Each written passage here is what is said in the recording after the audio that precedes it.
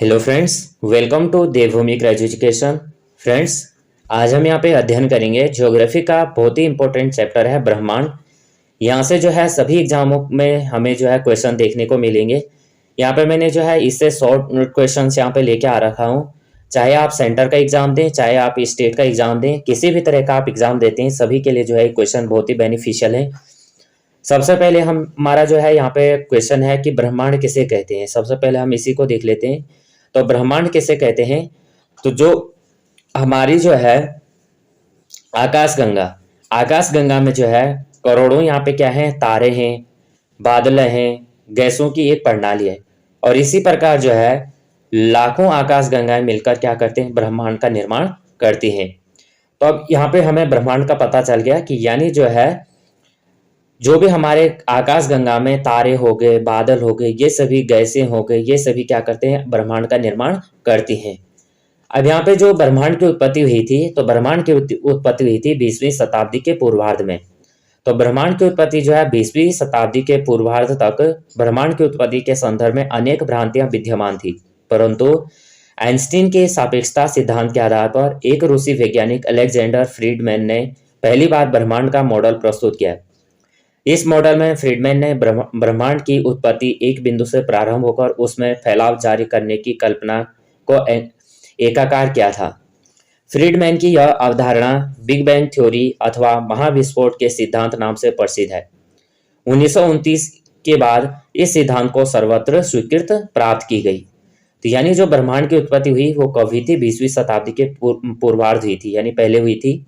और भ्रांतियां जो यहाँ पे हैं कि जो आइंस्टीन सापेक्षता सिद्धांत के आधार पर एक रूसी वैज्ञानिक थे अलेक्जेंडर फ्रीडमैन, इन्होंने जो है ब्रह्मांड का मॉडल पहली बार प्रस्तुत किया था। और इस मॉडल में जो है फ्रीडमैन ने ब्रह्मांड की उत्पत्ति एक बिंदु से प्रारंभ होकर उसमें जो है फैलाव जारी करने की कल्पना को एकाकार बनाकर और उसमें जो है यह अवधारणा दी बिग बैंग थ्योरी की, और जो था अथवा यानी इसे हम कह सकते हैं महाविस्फोटक के सिद्धांत, जो 1929 में के बाद जो है 1929 के बाद यहाँ पे सभी जगह स्वीकृत किया गया। अब सबसे पहले है संपूर्ण ब्रह्मांड में जो है मानव के निवास के रूप में वर्तमान समय तक जो प्रमाणित एकमात्र ग्रह पृथ्वी के बारे में तथ्यात्मक विवरणों के साथ संपूर्ण अध्ययन करने वाला विज्ञान है, उसे कहते हैं ज्योग्राफी। तो ज्योग्राफी विषय के रूप में भूगोल का शाब्दिक अर्थ है गोल पृथ्वी। अंग्रेजी भाषा का जो शब्द है ज्योग्राफी, तो ज्योग्राफी जो है दो शब्दों से मिलकर बना है, जियो अर्थात पृथ्वी तथा ग्राफो अर्थात वर्णन। इस प्रकार ज्योग्राफी शब्द का अर्थ है पृथ्वी का वर्णन। अब यहाँ पे सबसे पहले हम देख लेते हैं भूगोल की शाखाएं। तो वर्तमान समय में जो है भूगोल के अंतर्गत निम्नलिखित प्रमुख शाखाओं का यहाँ पे अध्ययन किया जा रहा है।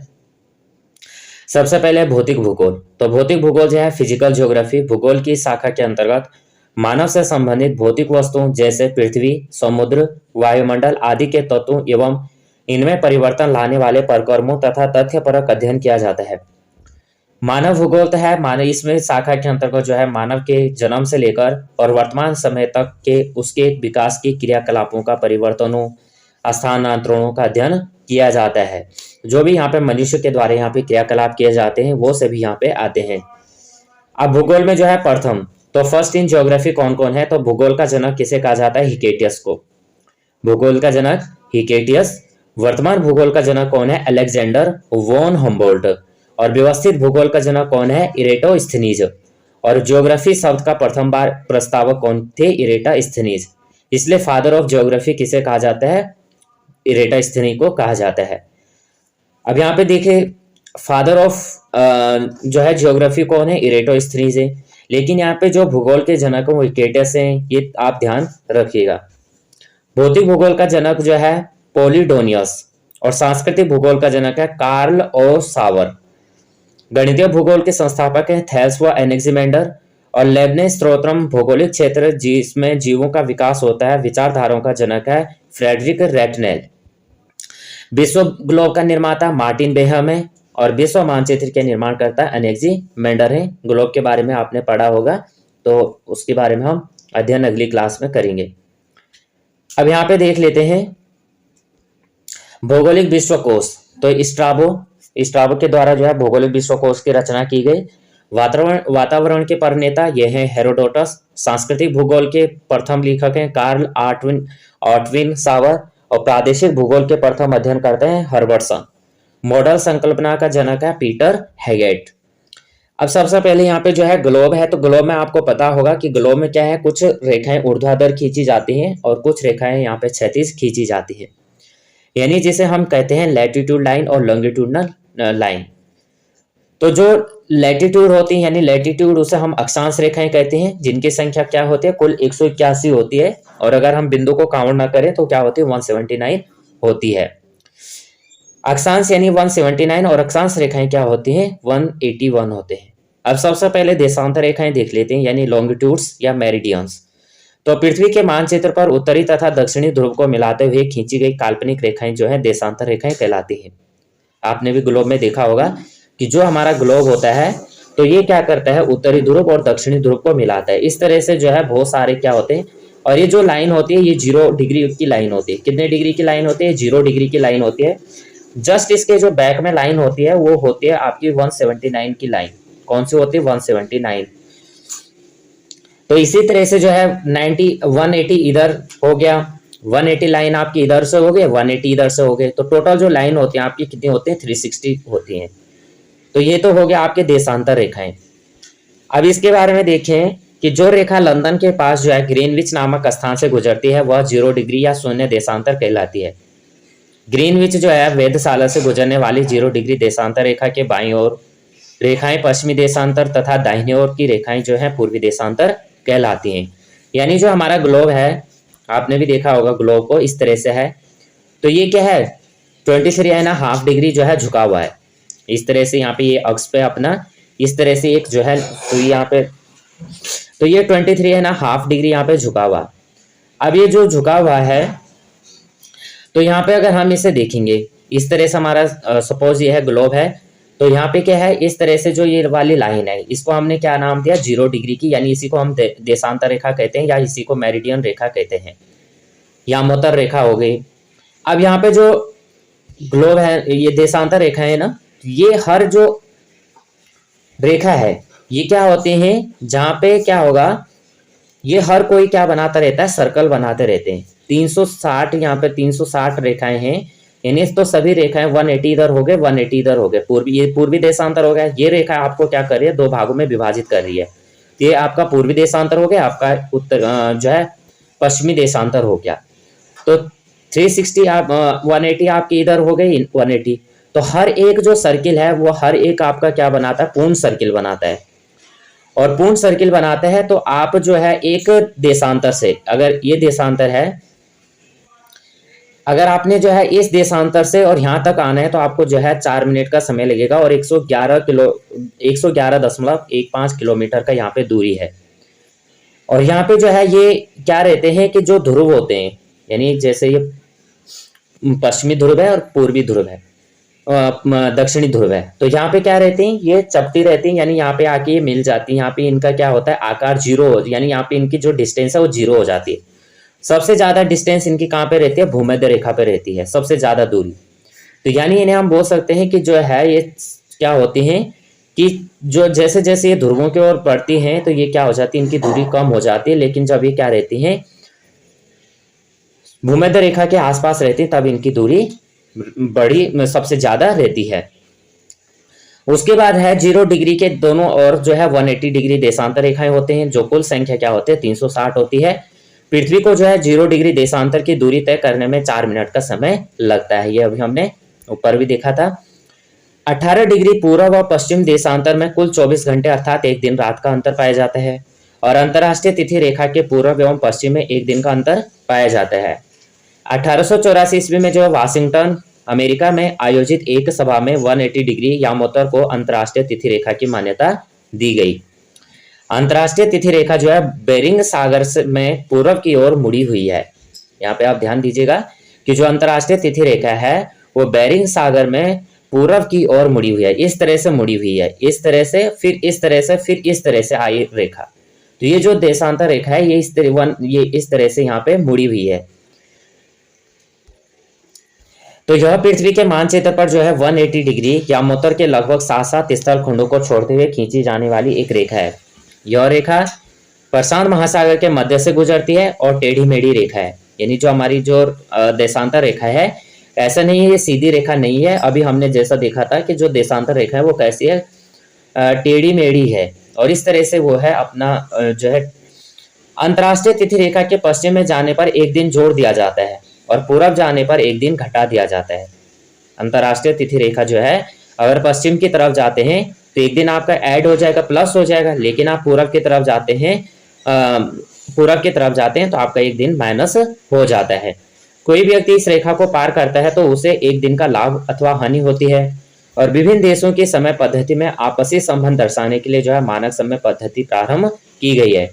इस प्रयोजन के लिए जो है संपूर्ण पृथ्वी को जो है 24 देशांतर क्षेत्रों में बांटा गया है और प्रत्येक जोन जो है 15 डिग्री के बराबर है। तो यानी आप देख सकते हैं टोटल जो हमारे रेखाएं वो कितनी है, 360 है, 360 रेखाएं हैं। एक दिन में कितने आवर्स होते हैं, 24। तो 360 से आप डिवाइड कर देंगे तो आपका 15 डिग्री के बराबर आ जाएगा। अब यहाँ पे जो है अंतर्राष्ट्रीय तिथि रेखा जो है 180 डिग्री जो है देशांतर या यामोत्तर 12वें टाइम जोन को बांटती है, जो बीच बीच में रहती है। इस तरह से प्राइम मेरिडियन या शून्य देशांतर का समय ग्रेट ब्रिटेन का समय मानक समय है। अब यहाँ पे जो है देशांतर रेखा से, ये देशांतर रेखा है, अगर आप इस साइड जाएंगे तो आपका जो समय होगा वो प्लस में होगा, लेकिन आप इस साइड जाते हैं पश्चिम दिशा में जाते हैं तो आपका टाइम किस में होगा, माइनस में होगा। आपको अगर समय निकालने के लिए बोला जाता है तो आप क्या करोगे, इधर क्या करोगे, जो भी आपका समय निकलेगा उसको इधर माइनस करोगे पश्चिम साइड में, और अगर आप पूर्व साइड जाते हैं तो आपका समय क्या होगा, प्लस होगा, उसमें आप प्लस कर देंगे। समय कैसे निकालते हैं ये मैं अगली वीडियो में लेके आऊंगा कि कैसे यहाँ पे जो है समय निकाला जाता है, किस तरह से यहाँ पे समय निकाला जाता है। अगला यहाँ पे है प्राइम मेरिडियन या शून्य देशांतर का समय जो है ग्रेट ब्रिटेन का मानक समय है और अन्य सभी देश भी शून्य देशांतर के समय को मानक समय मानते हैं।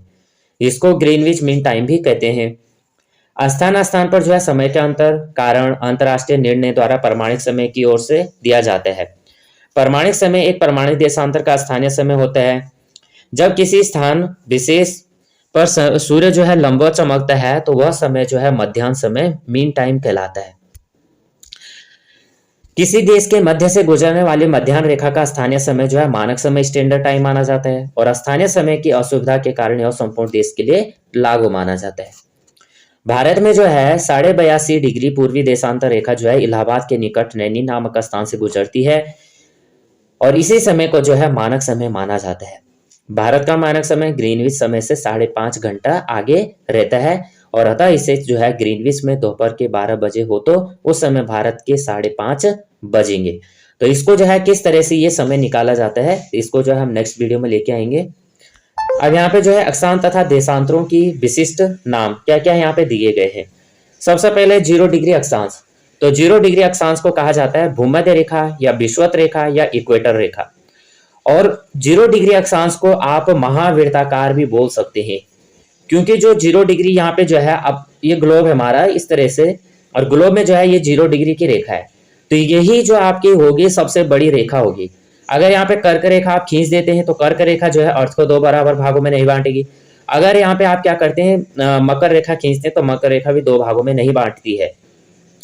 इसलिए जो है ये रेखा जो है अक्षांश रेखा है 0 डिग्री की, ये क्या करती है, सबसे बड़ी रेखा है, महावृत्ताकार इसे कहा जाता है। और ये जो रेखा है ये क्या करती है, 2 गोलार्धों में बांट देती है।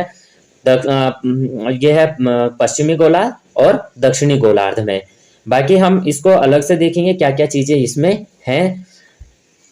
यहाँ पे अगला है 23 डिग्री 30 मिनट उत्तरी अक्षांश कर्क रेखा यानी tropic of cancer, 23 degree 30 minute दक्षिण अक्षांश यानी मकर रेखा tropic of cancer capricorn sorry, और 66 डिग्री 30 मिनट उत्तरी अक्षांश यानी अंटार्कटिक वृत्त और 66 डिग्री 30 मिनट दक्षिण अक्षांश यानी अंटार्कटिक वृत्त अंटार्कटिक सर्कल।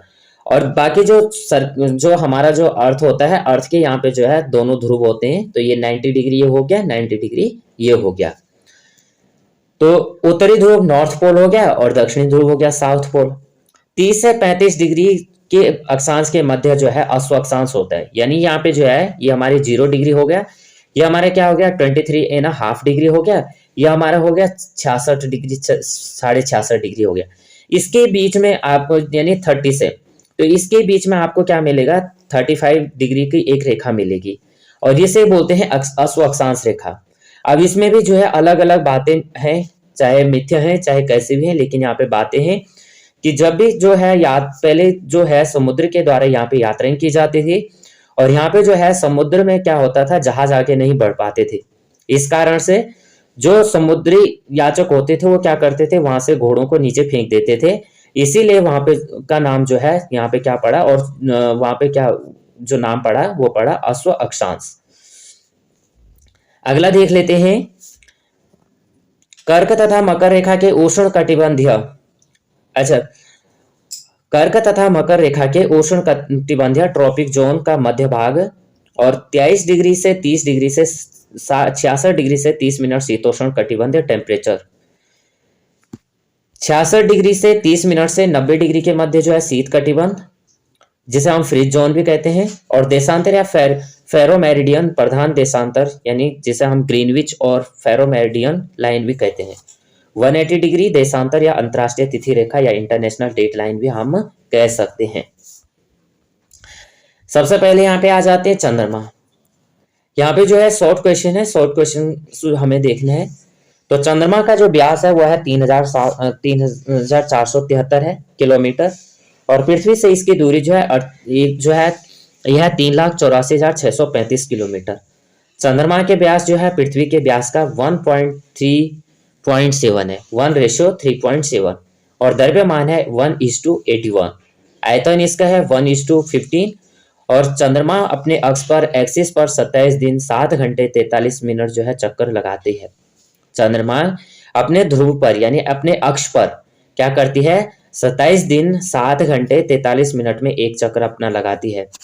चंद्रमा का परिक्रमण रिवोल्यूशन जो समय होता है वो है, यही कारण है कि हमेशा चंद्रमा का आधा भाग ही हमें दिखाई देता है। यानी कितना भाग दिखाई देता है, 59% ही दिखाई देता है। जब चंद्रमा जो है पृथ्वी के सबसे निकट 3,56,000 किलोमीटर होता है तो इस अवस्था को जो है उपभू कहा जाता है, यानी पृथ्वी कहा जाता है। और चंद्रमा की पृथ्वी से सबसे दूर जो है 40,700 किलोमीटर होने की अवस्था में इसे जो है अपभू कहा जाता है, यानी जब चंद्रमा का जो प्रकाशित भाग बढ़ता जाता है तो उसे जो है शुक्ल पक्ष कहते हैं, और जब प्रकाशित भाग घटता है तो उसे कृष्ण पक्ष कहते हैं। चंद्रमा पर जो है वायुमंडल नहीं है, और चंद्रमा के प्रकाश को पृथ्वी तक पहुंचने में 1.25 सेकेंड लगते हैं। चंद्रमा पर स्थित सर्वोच्च पर्वत लिबनटीज है।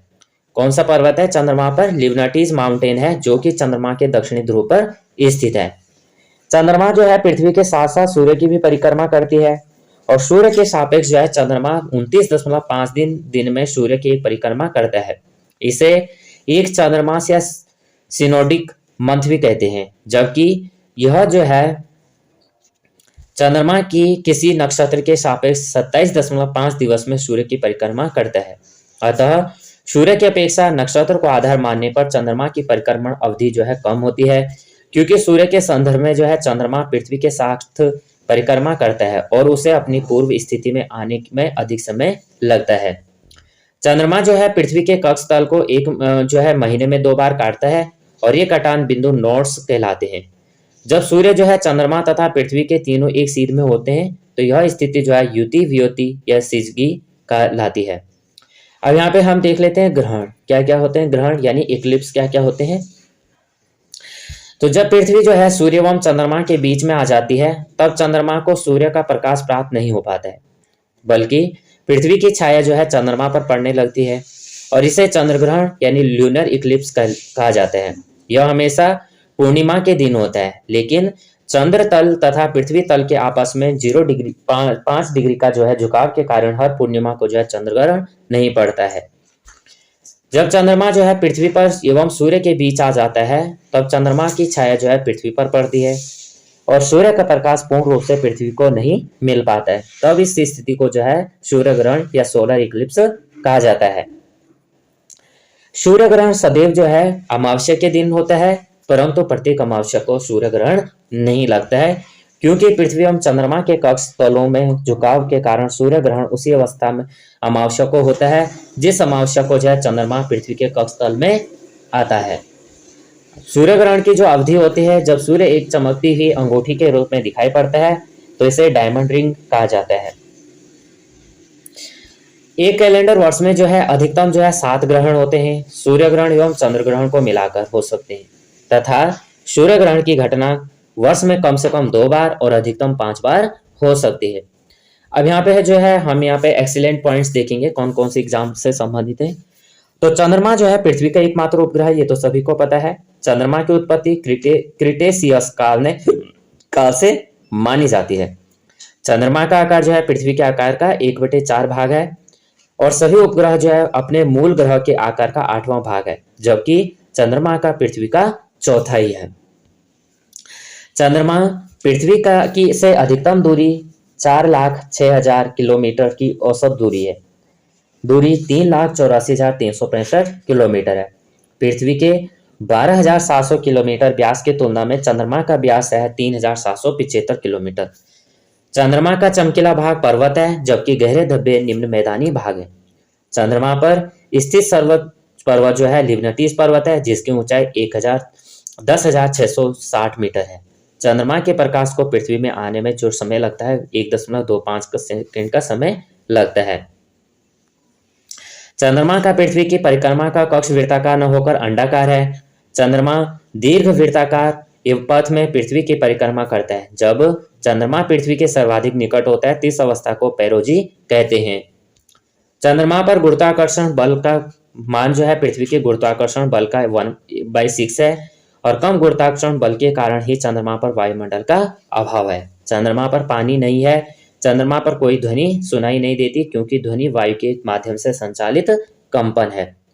चंद्रमा पर जो है तापमान बहुत अधिक होता है और दिन में यह 100 डिग्री सेंटीग्रेड तक बढ़ जाता है और रात में 180 डिग्री से घट जाते हैं। चंद्रमा की जो परिक्रमा है एवं परिभ्रमण दोनों की अवधि 27.32 दिन है। इसी कारण हमें चंद्रमा का समान भाग हमेशा दिखाई पड़ता है।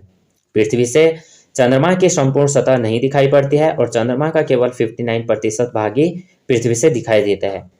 पृथ्वी के चारों ओर जो है चक्कर लगाने के कारण चंद्रमा अपनी प्रत्येक परिक्रमा सूर्य और पृथ्वी के मध्य से गुजरते हैं। ऐसी स्थिति में चंद्रमा सूर्य को और पूर्ण या आंशिक रूप से छुपा लेता है। जब चंद्रमा जो है सूर्य को पूरी तरह से ढक लेता है तो उसे पूर्ण सूर्य ग्रहण कहा जाता है, परंतु जब चंद्रमा जो है सूर्य के कुछ भाग को ही ढक पाता है तो इसे आंशिक सूर्य ग्रहण कहा जाता है। जिस प्रकार पृथ्वी सूर्य की परिक्रमा करते ही वैसे चंद्रमा पृथ्वी की परिक्रमा करता है और इन परिक्रमाओं को के परिणाम स्वरूप जो है पृथ्वी को भी चंद्रमा तथा सूर्य के बीच से गुजरना पड़ता है। जब पृथ्वी सूर्य के मध्य एवं चंद्रमा के मध्य आ जाती है तो चंद्रमा को सूर्य का प्रकाश प्राप्त नहीं हो पाता है, बल्कि पृथ्वी की छाया जो है चंद्रमा पर पड़ने लगती है। इसे जो है चंद्र ग्रहण या लूनर इक्लिप्स कहा जाता है। चंद्र ग्रहण सदैव पूर्णिमा को होता है, किंतु प्रत्येक पूर्णिमा को नहीं। सामान्यतः एक वर्ष में जो है 3 चंद्र ग्रहण, अधिक चंद्र ग्रहण भी दिखाई दे सकते हैं। इसका कारण यह है कि जहां चंद्र ग्रहण संपूर्ण गोलार्ध में दिखाई पड़ता है, वही सूर्य ग्रहण केवल विश्व के एक भाग में दिखाई देता है। पूर्णतः एक जैसे ग्रहण 18 वर्षों के अंतराल के बाद ही दिखाई पड़ते हैं। इस अवधि को सारोश अवधि कहते हैं। जिस अमावस्या को जो है चंद्रमा पृथ्वी के कक्ष तल में आ जाता है, उस अमावस्या को सूर्य ग्रहण पड़ता है। सूर्य के साथ साथ जो है चंद्रमा भी ज्वार के लिए उत्तरदायी है और चंद्रमा जो है सूर्य की अपेक्षा अधिक निकट होने के कारण ज्वार पर अधिक प्रभाव डालता है। मनुष्य ने जो है पहली बार 21 जुलाई 1969 को चंद्रमा पर पहला कदम रखा था। वो थे अमेरिका के नील आर्मस्ट्रॉन्ग। वैसे जो है इनके साथ 3 और व्यक्ति थे, लेकिन सबसे पहले जो कदम रखा था वो रखा था नील आर्मस्ट्रॉन्ग ने। ये अपोलो 11 मिशन के द्वारा अपने 2 अन्य साथियों के साथ चंद्रमा पर गए थे। चंद्रमा से देखने पर पृथ्वी का रंग जो है नीला दिखाई देता है। अब यहाँ पे देख लेते हैं तो सबसे चमकीला ग्रह जो है शुक्र है, यानी विनस। सबसे बड़ा ग्रह बृहस्पति, सबसे छोटा ग्रह बुध है। मरकुरी सूर्य के सबसे पास स्थित ग्रह है बुध मरकुरी। सूर्य से सबसे दूर ग्रह है वरुण नेपट्यून और पृथ्वी के सबसे पास स्थित ग्रह है शुक्र। पृथ्वी का उपग्रह है चंद्रमा। सबसे अधिक उपग्रह है सैटर्न और सबसे ठंडा ग्रह है वरुण नेपट्यून। सबसे भारी ग्रह है बृहस्पति और सौरमंडल का सबसे छोटा उपग्रह है डिमोस। सौरमंडल का सबसे बड़ा उपग्रह है गैनीमेड। रात्रि में लाल दिखाई देने वाला ग्रह है मंगल और लाल ग्रह कहा जाता है मार्स को। नीला ग्रह है अर्थ। हरा ग्रह है नेपट्यून और पृथ्वी की बहन भोर का तारा कहा जाता है विनस। सांझ का तारा विनस है। सुंदरता का देवता विनस और सूर्य के निकटतम तारा है प्रोक्सिमा सेंचुरी। अब यहाँ पे अन्य देख लेते हैं। सूर्य तथा उसके चारों ओर गुरुत्वाकर्षण के कारण जो है भ्रमण करने वाले ग्रहों, उपग्रहों, धूमकेतु, उल्काओं, क्षुद्र ग्रहों आदि को क्या कहा जाता है? सौरमंडल कहा जाता है। एक वर्ष में जो है प्रकाश द्वारा तय की गई दूरी जो है प्रकाश वर्ष कहलाती है और इसका मान जो है 9.46 इंटू 10 की पावर 12 किलोमीटर है। 24 अगस्त 2006 को के पश्चात सौरमंडल में ग्रहों की संख्या जो है केवल 8 रह गई। ये ग्रह हैं बुध, पृथ्वी, मंगल, बृहस्पति, शनि, अरुण और वरुण। इनमें भी जो है ग्रह हैं, ये जो है 4 ग्रह आंतरिक होते हैं और 4 ग्रह बाह्य होते हैं। प्लेटो ग्रह की मान्यता जो है 24 अगस्त 2006 को जो है IAU ने समाप्त कर दी। प्लूटो को जो है बौने ग्रह का दर्जा दिया गया और इसके जो है 3 उपग्रह सेरोन, निक्स और हाइड्रा हैं।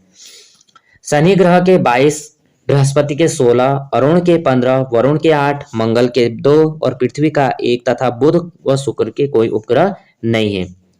सूर्य से निकटतम ग्रहों का जो है क्रम है बुध, शुक्र, पृथ्वी, मंगल, बृहस्पति, शनि, अरुण व वरुण और पृथ्वी से निकटतम ग्रहों का क्रम है शुक्र, मंगल, बुध, बृहस्पति, शनि। अन्य पॉइंट देख लेते हैं। पृथ्वी व शुक्र को जो है जुड़वा ग्रह, पृथ्वी को नीला ग्रह, शुक्र को सांझ का व भोर का तारा, मंगल को लाल ग्रह और शनि को गैसों का गोला भी कहते हैं। पृथ्वी जो है सर्वाधिक तेज गति से, शुक्र सर्वाधिक धीमी गति से घूर्णन करने वाला ग्रह है। मंगल व पृथ्वी ग्रह की घूर्णन गति व झुकाव एक समान है। सौरमंडल का सबसे बड़ा उपग्रह गैनीमेड है जो कि बृहस्पति ग्रह का उपग्रह है। अरुण ग्रह सूर्यास्त पूर्व में तथा सूर्योदय पश्चिम दिशा में होता है। यानी यहाँ पे जो है अरुण ग्रह का क्या होता है? अपोजिट होता है। सूर्यास्त कहाँ होता है? पूर्व में और सूर्योदय कहाँ होता है? पश्चिम में होता है। बृहस्पति सौरमंडल का सबसे बड़ा ग्रह है। इसे मास्टर ऑफ गॉड्स भी कहा जाता है। यह सबसे अधिक समय में सूर्य की परिक्रमा पूरी करता है। शनि ग्रह का सबसे बड़ा उपग्रह टाइटन है। इसका अपना वायुमंडल है और वायुमंडल में मीथेन के कारण वरुण ग्रह दूर से हरा दिखाई देता है। मंगल ग्रह का जो है सबसे ऊंचा पर्वत एस्टेरेस्टा से 3 गुना निक्स ओलंपिया तथा चंद्रमा का सर्वोच्च पर्वत लिबनाटीज है। सूर्य के चारों ओर जो है अनियंत्रित कक्षाओं में घूमने वाले आकाशीय पिंडों को उल्का कहते हैं और चंद्रमा का आकार जो है पृथ्वी के आकार का 1/4 है और चंद्रमा के प्रकाश को पृथ्वी तक पहुंचने में जो है 25 सेकेंड लगते हैं। ग्रहों के पास जो है कोई सतत स्रोत नहीं है और ये सूर्य के प्रकाश से चमकते हैं। बुध तथा शुक्र को अंतर्ग्रह, इंटीरियर प्लेनेट, यूरेनस, नेपच्यून, शनि और बृहस्पति को बृहद ग्रह, ग्रेट प्लैनेट्स और बुध, शुक्र, पृथ्वी तथा मंगल को पार्थिव ग्रह, टेरेस्ट्रियल प्लैनेट भी कहते हैं। अब यहाँ पे हम जो है इसे देख लेते हैं क्या यहाँ पे दिया गया है।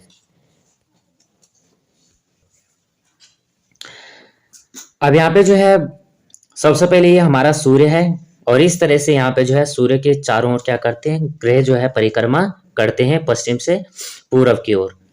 अब यहाँ पे सबसे पहले देखेंगे कि 21 जून को जो है सूर्य जो है कर्क रेखा के एकदम ऊपर जो है चमकता है और इस कारण जो है उत्तरी गोलार्ध में जो है सबसे बड़ा दिन होता है।